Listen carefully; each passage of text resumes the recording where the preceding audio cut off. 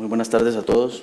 Quería externar un agradecimiento muy especial al Colegio de Abogados y también a CODES, en especial a Neftalí Garro, por haberme invitado a participar de este seminario. El tema, como ya lo había adelantado don Boris Molina, es los seguros ambientales. Y este tema, que realmente ha sido poco tratado, por lo menos en Costa Rica, es un tema importante. Yo creo que es una tarea pendiente todavía que tenemos aquellas personas que de alguna forma u otra nos interesa que el ámbito del derecho de seguro siga avanzando. Podría pensarse un poco contradictorio, sobre todo para aquellas personas que tienen una formación de derecho ambiental fuerte, tratar de proteger el medio ambiente a través de los seguros. Y esto porque, como ustedes recordarán, el derecho ambiental, uno de los principios que rige esta rama del derecho es el derecho de prevención, el principio de prevención. Hablamos en esta materia más de prevenir el daño que de indemnizarlo, más de prevenirlo en sí que compensarlo o repararlo, tan siquiera aunque sea de forma innatura. Por el contrario, en el ámbito del seguro, como ustedes saben, hablamos realmente de una indemnización. En fin, entonces resulta a veces un poco paradójico que hayamos de alguna forma emprendido o intentado categorizar unos seguros en pro de la defensa del medio ambiente. Costa Rica desde hace algún tiempo viene haciendo importantes esfuerzos, hace más de 2 décadas, por incorporar algunas normas de protección del medio ambiente que pueden ser algunas normas de dispersión de riesgo, no llegan a ser seguros propiamente, pueden parecerse un poco al seguro de caución, que es ampliamente utilizado en Argentina, que está regulado en los artículos 22, me parece, de la Ley General Ambiental, pero realmente no los llama así nuestro ordenamiento jurídico. Me refiero sobre todo a las garantías de cumplimiento del artículo 21, de la Ley Orgánica del Ambiente, el artículo 107 del Código de Minería, la garantía financiera del 45 de la Ley de Gestión Integral de Residuos, las fianzas establecidas también en los artículos 88 y 111 de la Ley de Aguas y las garantías de cumplimiento que impone el artículo 88 del Reglamento General sobre Procedimientos de Evaluación de Impacto Ambiental. Realmente, antes de entrar un poco en materia y antes, lógicamente, de aterrizar el tema y qué deberemos entender, una propuesta de lo que debemos entender por seguro ambiental, es importante recordar qué debemos entender por daño ambiental primero. Y antes incluso de hacer eso deberíamos hacer alguna reflexión sobre qué se entiende por medio ambiente, o por lo menos qué entiende nuestra jurisprudencia por tal. Yo, en fin, les propongo hacer una reflexión entonces en torno a lo que podríamos categorizar como daño ambiental, también una noción general de lo que es o que propone o que establece la Ley Reguladora del Contrato de Seguros, finalmente aterrizar un poco el tema ya en los seguros ambientales y por último hacer unas reflexiones finales para ver si realmente el seguro ambiental es un instrumento que agota, que si es idóneo o no es idóneo, o por lo menos que sea si es útil o no en la protección del medio ambiente. Entonces, como ustedes recordarán, y antes de entrar en esto, hay una gran diferencia entre lo que es el riesgo y lo que es el daño. El riesgo, lógicamente, es un estado, el daño ya es la materialización de la conducta dañosa que provoca, lógicamente, una pérdida patrimonial. Y entonces, este daño ambiental, para poderlo entender, tendríamos primero que categorizar qué entendemos por medio ambiente. Recuerden ustedes que el artículo 50 establece un derecho de todos los ciudadanos a gozar de un ambiente sano y ecológicamente equilibrado. La doctrina clásica del derecho ambiental tiende a considerar como parte del medio ambiente los elementos de la naturaleza. Esto ya es algo que ha sido, creo yo, que afortunadamente superado, pero al inicio, y sobre todo las personas que tienen una formación un poco más de economía y no tanto de derecho, circunscriben el medio ambiente a 3 elementos de la naturaleza que son agua, tierra y aire. El fuego no, eso es de las películas. Entonces, esos tres elementos, que son los tres elementos clásicos que conformaban el medio ambiente, han sido poco a poco modelados por una tendencia un poco más holística, si se quiere, y se han incorporado una serie de elementos que también forman parte del medio ambiente, o por lo menos así lo entiende nuestra jurisprudencia, que incorpora elementos como el paisaje, los bosques, la flora, la fauna, las bellezas escénicas, en algunos casos. También se ha hablado del desarrollo sostenible como parte del medio ambiente, que es un término más económico que puramente de derecho. En fin, la construcción realmente de esta definición o de este concepto es algo que ya tiene más de 2 décadas. Yo simplemente, en aras de traer un poco a colación el tema, rescaté un voto de la Sala Constitucional, pero por supuesto que ya desde principios de la década del 90 ya empezamos a hablar de un concepto semejante.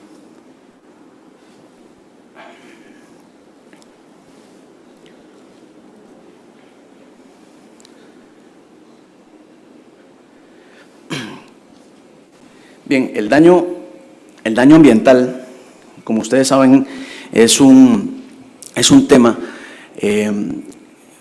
ya ampliamente tratado por la doctrina, también por la jurisprudencia. Creo que además hay bastantes autores costarricenses que lo han desarrollado. Costa Rica, afortunadamente, ha sido uno de los países que va a la vanguardia, por lo menos en cuanto a propuestas de normativa en este ámbito. Sí es importante recordar que los daños ambientales comparten ciertas características del daño en general. Ahora veremos un poco a qué me quiero referir con esto, pero hay una categorización, por lo menos bastante aceptada o pacíficamente aceptada en la jurisprudencia y en la doctrina, que categoriza el daño ambiental en daño ecológico y en el daño ambiental tradicional. El daño ecológico, como ustedes recordarán, es el daño que sufren los bienes de titularidad pública, es decir, son esos elementos de la naturaleza que les mencionaba anteriormente, y el daño ambiental tradicional más bien es el que se entiende como aquel que, a la vez que vulnera alguno de estos elementos de la naturaleza, también causa algunos otros daños colaterales, como pueden ser los daños corporales, daños patrimoniales o daños morales.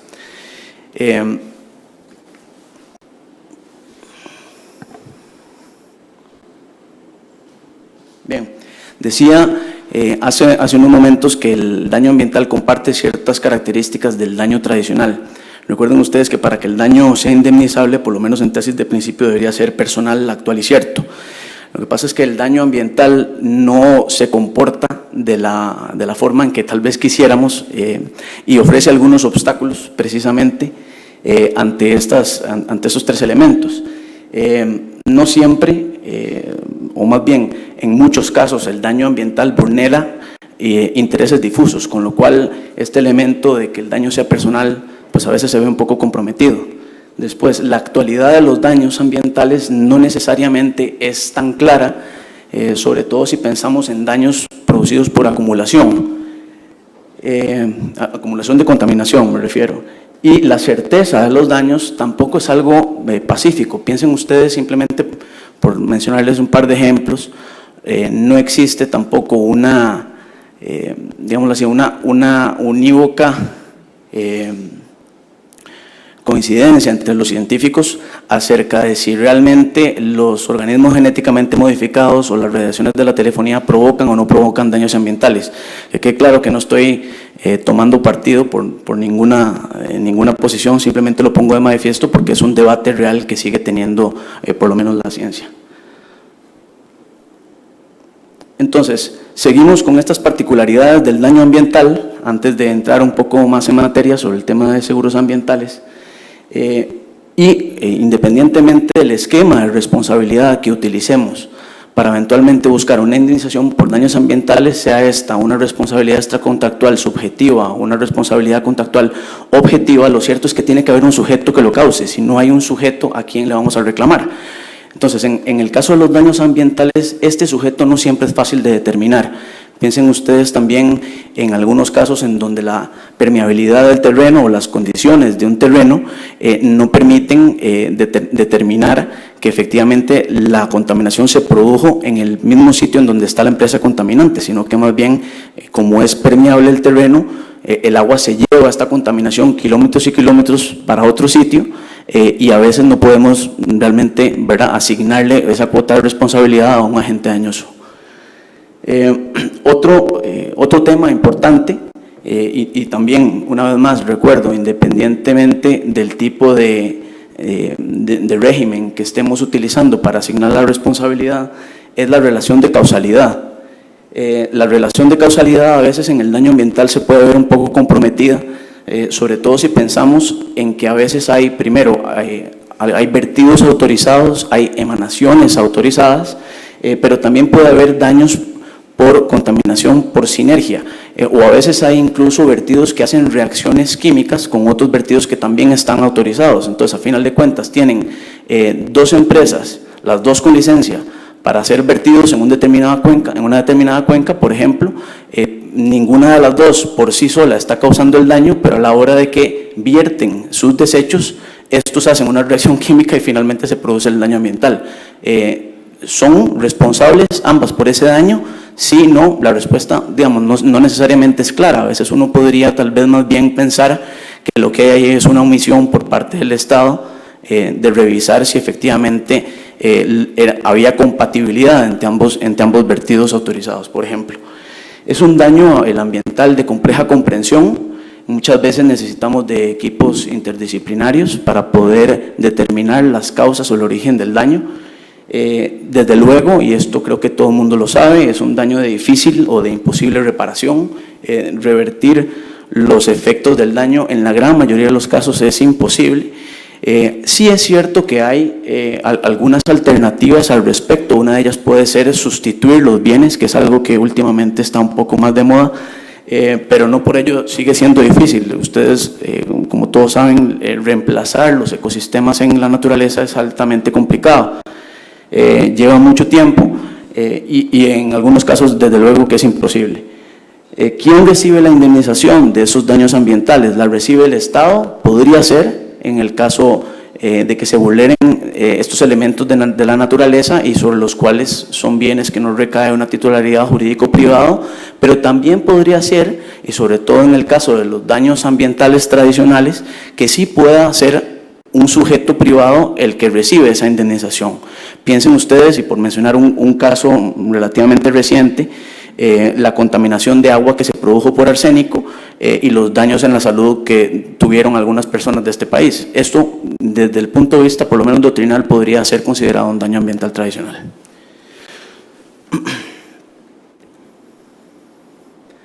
Bueno, entonces, ¿cómo enfrentamos realmente, cómo hacemos para enfrentar estos riesgos ambientales? De alguna forma u otra, el ordenamiento jurídico tiene que proveer algunas herramientas o simplemente no las tenemos que inventar, pero no los podemos dejar de reparar, no los podemos dejar de atender.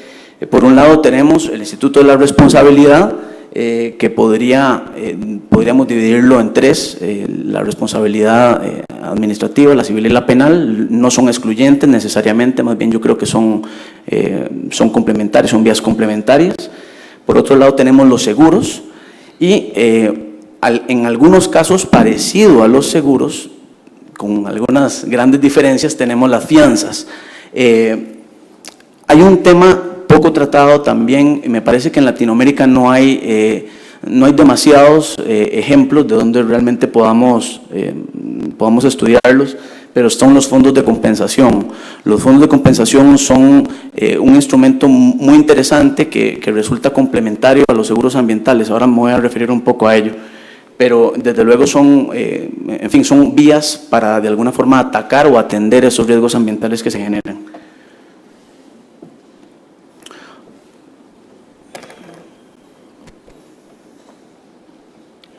Bueno, recuerden ustedes que la ley reguladora del contrato de seguro establece una definición de lo que debería entenderse por contrato de seguro y lo hace en el artículo número 3.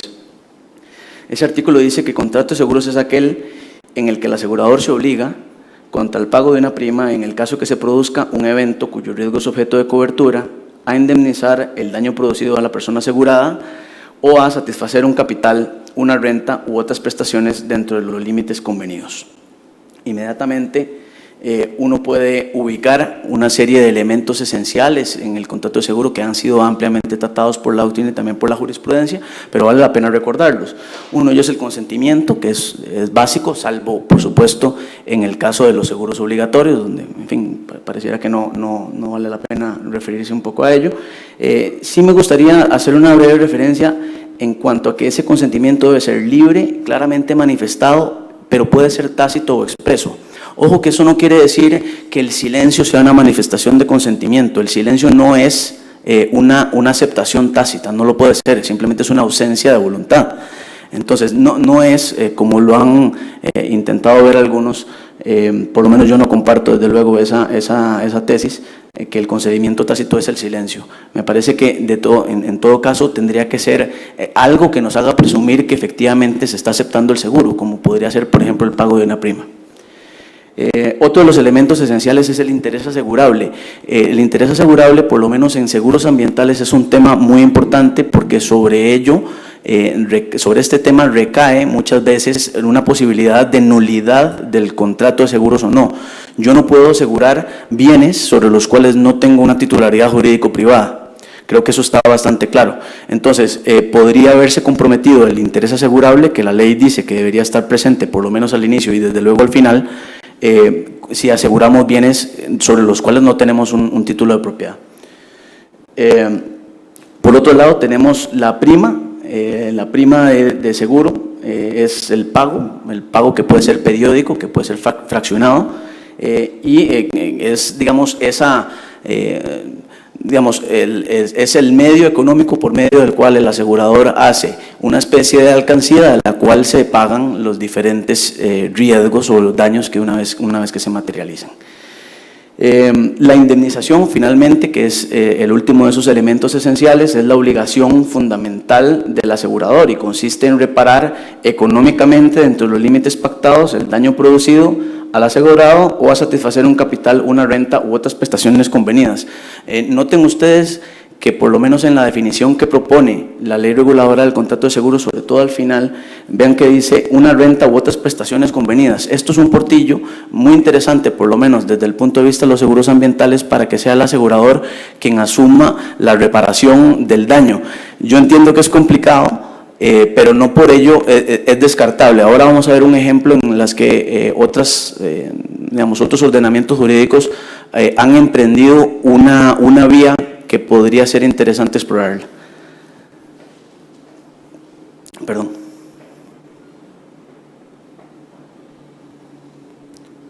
Bien, pues entonces les propongo la siguiente definición, simplemente para que la trabajemos. El seguro ambiental es aquel que se basa en el pago de una prima por el asegurado o el tomador al asegurador, obligándose este último como contraprestación por dicha prima a indemnizar o reparar el daño ambiental sufrido por el asegurado, o bien el que éste haya causado. Esta definición incorpora por lo menos los dos tipos de seguros ambientales a los que yo me voy a referir. Estoy consciente que no se agota aquí la clasificación. Es más, si ustedes revisan el reglamento de autorizaciones y funcionamiento de sus entidades supervisadas por la Superintendencia General de Seguros, un nombre larguísimo, su GS 0108, ustedes van a ver que realmente la categoría de seguros ambientales no está incluida dentro del anexo 1 de ese reglamento. Realmente los seguros ambientales es como una subcategoría de dos que podrían ser perfectamente el seguro de daños o el seguro de responsabilidad civil. Yo no me voy a referir al seguro de riesgos catastróficos, entiendo que existe, me parece que merece un especial estudio. Me quiero referir sobre todo a esos dos primeros. También estoy consciente que existe el seguro de caución ambiental. Yo, francamente, el seguro de caución tengo mis reservas en cuanto a si realmente es algo interesante, por lo menos desde el punto de vista ambiental, porque a final de cuentas no produce algo que sí se busca en el derecho ambiental, que es la internalización de las externalidades. Y entonces, básicamente la empresa lo que hace es poner una plata, ¿verdad? Un dinero por ahí guardado, y en caso de que produzca un daño, pues simplemente el dinero se transfiere a las personas que hayan sufrido el daño, pero no provoca de alguna forma que la empresa, por ejemplo, cuide su quehacer profesional, sus actividades en pro de la mejora, ya no solo de sus tecnologías, sino también de efectivamente cuidar que no provoque el daño. Básicamente podemos decir que se confía mucho, las empresas se confían mucho cuando lo que les imponen simplemente es una garantía, porque bueno, la incorporé en el balance de un año determinado, pero no la sigo incorporando para los siguientes, y más bien lo que uno intenta a través del seguro ambiental es que año con año esto de alguna forma le cueste, ¿verdad? a la empresa, y que lo incorpore dentro de su propia producción. Entonces, por eso es que no lo voy a mencionar. Sí me gustaría detenerme un poco en el seguro contra daños ambientales. Esto es un seguro de primera persona, y rompe un poco la concepción clásica de este seguro, en donde más bien sería la víctima la que iría a buscar el seguro para proteger, digamos, su patrimonio. Esto, por supuesto, que si lo trasladamos al campo ambiental, esto es un sinsentido, porque eso significa que yo, que soy el vecino de una fábrica, tengo que ir a buscarme un seguro para proteger mi propiedad, y pareciera que más bien debería ser la fábrica, la que es la potencial contaminante, la que debería de alguna forma resguardar que no me vaya a ocurrir nada a mí, ni a mi propiedad, ni a nadie de mi familia. Entonces, pareciera que no es, si lo entendemos, por lo menos en la concepción clásica, no es un seguro demasiado interesante. Sin embargo, dándole un poco la vuelta a este tipo de seguro, y por ejemplo, tal vez es relativamente sencillo compararlo con un seguro de incendio, es interesante porque ocurrido el daño y comprobado efectivamente que no haya dolo, y por supuesto que no, ese daño no esté expresamente excluido, se indemniza. Entonces no tenemos que irnos a buscar si efectivamente hay o no hay culpa en la causación del daño. No tenemos que ver si el daño es antijurídico o no es antijurídico, y todas digamos, dificultades normativas o doctrinales, si se quieren, para finalmente dar la indemnización, que es lo que a final de cuentas en el derecho ambiental es lo que vale, dar la indemnización o hacer la reparación del daño. ¿Cómo es de tiempo, don Boris? Muy bien. Okay.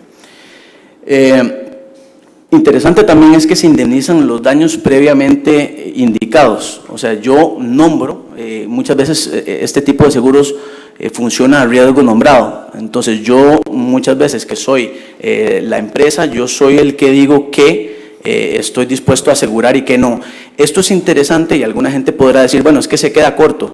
Sí, efectivamente se puede quedar corto, pero es que el seguro tampoco podemos pretender que abarque todos los daños que pueda, ¿verdad?, que pueda causar la empresa. Podrá, en fin, comprender algunos de ellos. Muy probablemente los más complicados de resolver, yo diría que entre otros podrían ser también los daños causados a las personas, los daños morales. Incluso podría ser interesante o no incluirlos dentro de un seguro como este. Finalmente, el gran obstáculo que sí tiene este tipo de seguro es que tiene un radio de acción un poco limitado, y es que yo no puedo asegurar algo que realmente no es mío, o algo sobre lo cual no tengo una relación, un interés asegurable, y por ende también una relación de titularidad jurídico-privada. Ese es la gran limitante que tiene este tipo de seguro, que no la tiene el seguro de responsabilidad civil, que es un seguro de un radio de acción bastante más amplio. Recordemos nada más la definición de seguro de responsabilidad civil que propone la Ley Reguladora del Contrato de Seguro en el artículo 83, que dice que es el seguro que impone al asegurador la obligación de responder de las indemnizaciones que deba pagar la persona asegurada a favor de terceros por daños causados a la propiedad por lesión o muerte. Son asegurables tanto la responsabilidad contractual como la extracontractual, no así la responsabilidad derivada de dolo o culpa de la persona asegurada o de las personas por las que éste responda civilmente. El seguro de responsabilidad civil no cubre multas, penas u otras sanciones similares que se impongan contra la persona asegurada. Inmediatamente tenemos que con esta definición surgen algunos presupuestos para que realmente este seguro pueda funcionar.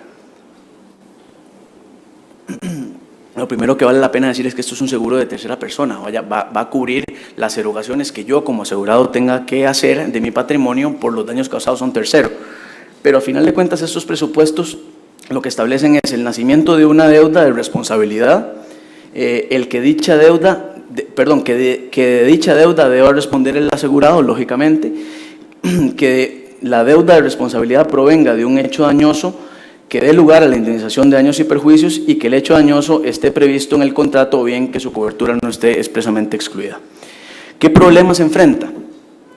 Bueno, incorpora, y este yo creo que es el gran pecado, si se quiere, del seguro de responsabilidad civil ambiental, y es que incorpora el elemento de la culpa. La tendencia en el derecho ambiental más bien es hacia la objetivación de la responsabilidad y cada vez más a prescindir del elemento de la culpa como uno de los elementos que disparan la responsabilidad de un agente dañoso. Esto lo que quiere decir, por un lado, es que a pesar de que la jurisprudencia o las normas establezcan una responsabilidad ambiental objetiva, extracontractual, si el seguro incorpora el elemento de la culpabilidad como uno de los presupuestos básicos para la indemnización, yo, que soy la víctima del daño, puedo intentar una acción en contra del asegurado y muy probablemente…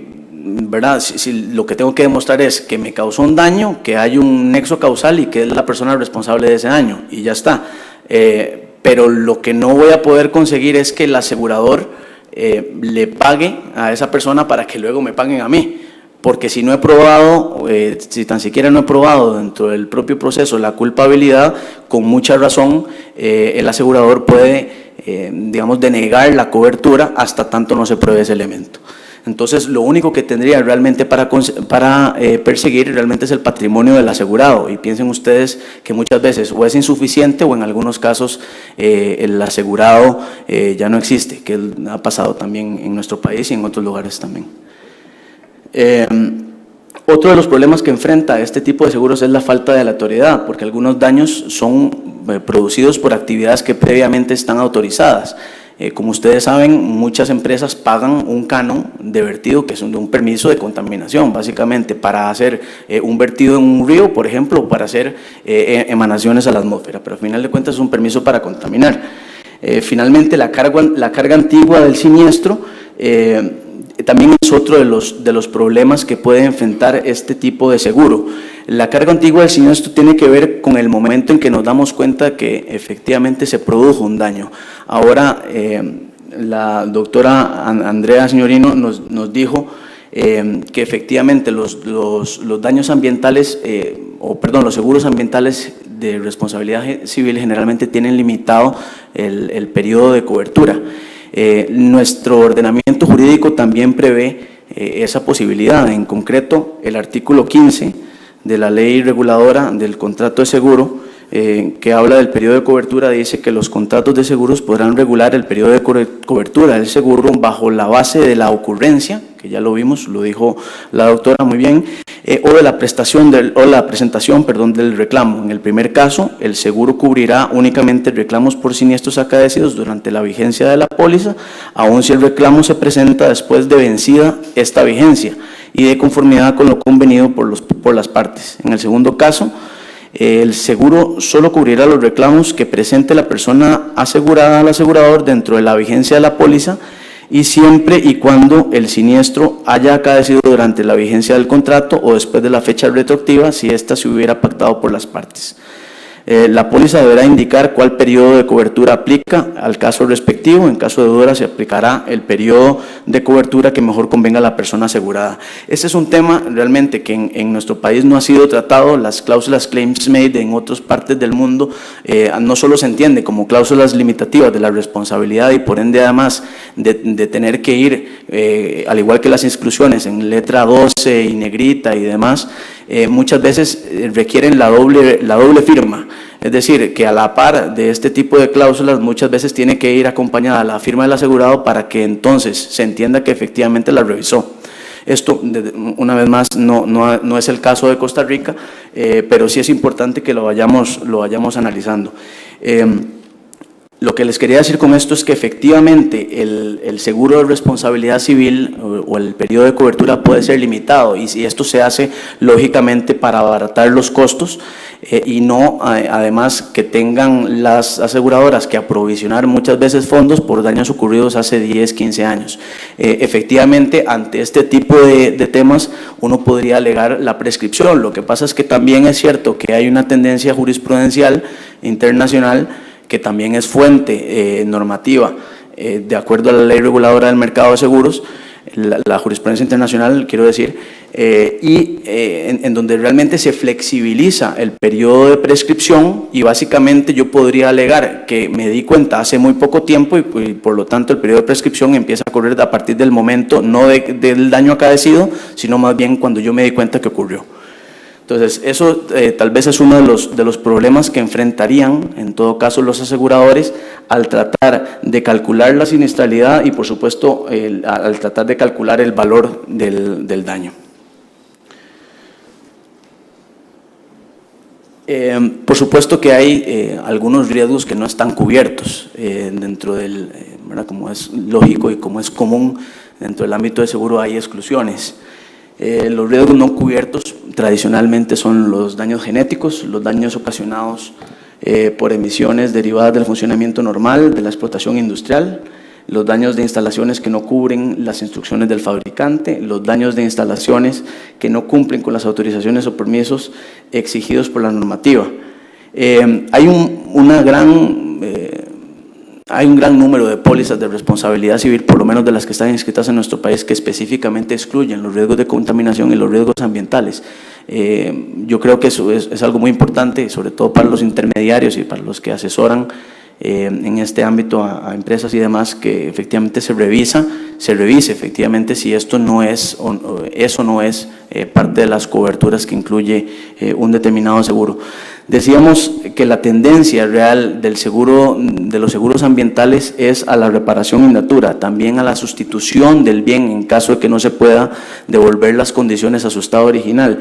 Finalmente tenemos, porque la tenemos que tener, la vía de la indemnización de los daños y perjuicios, porque es que a veces ya no se trata solo de devolver las cosas a su estado original o de sustituir un determinado ecosistema, sino es que muy probablemente, en algunos casos, he sufrido daños que solo tienen algún tipo de compensación a través de dinero, como podría ser los daños a la salud o el daño moral incluso.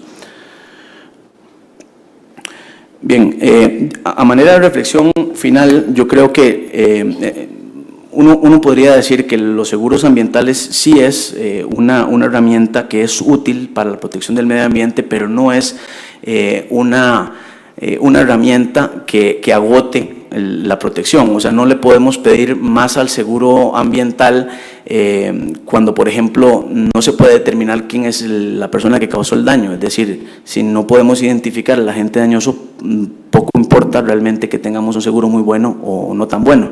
En esos casos se ha echado mano de otras figuras como son los fondos de compensación.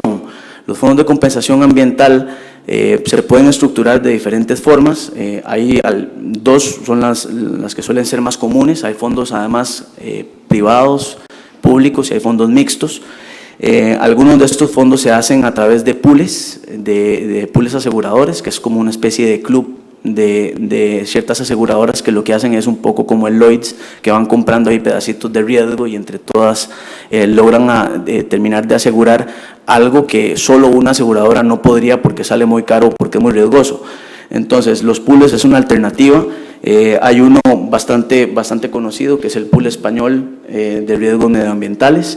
Hay otra alternativa que son los fondos que son conformados por empresas potencialmente contaminantes. Es un esquema parecido al autoseguro, en donde cada una de esas empresas contribuye mensualmente o de la forma que sea a un gran fondo, y a partir de ahí se pagan los daños que sea que hayan ocurridos por alguno, ¿verdad? De esas empresas que forman parte del fondo, o cuando no se puede determinar cuál es el agente causante del daño por una actividad que está comprendida dentro de la cobertura del fondo, que eso es otra de los presupuestos de cobertura.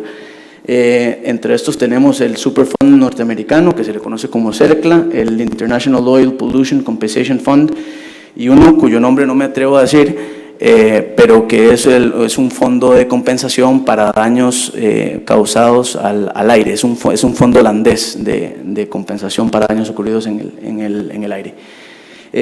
Características interesantes de los fondos de compensación es que responden de forma objetiva. Comprobado el daño se paga. Hay una subrogación por parte del fondo, porque muchas veces este fondo tiene personalidad jurídica propia, y con lo cual puede eventualmente perseguir al verdadero causante del daño, o por lo menos intentar de identificarlo para recobrarle lo que sea que haya pagado ese fondo. Otra cosa interesante es que se nutre de las aportaciones obligatorias de los agentes potencialmente contaminantes, y es que esto lo que hace de alguna forma u otra es que en ese pequeño club que se arma de las diferentes empresas contaminantes, de alguna forma u otra se vela entre los mismos miembros del club porque el estándar de la tecnología utilizada para la producción del bien o servicio sea cuanto mínimo bueno, porque si no yo no voy a estar subsidiando lógicamente la actividad de mi competidor. Entonces, como mínimo, ¿verdad? Esto lo que provoca de alguna forma u otra es la estandarización, por lo menos de las tecnologías, y optar por aquellas tecnologías eficientes que por lo menos de forma potencial bajen, digámoslo así, la frecuencia o la posible frecuencia de los siniestros que causen daños al medio ambiente.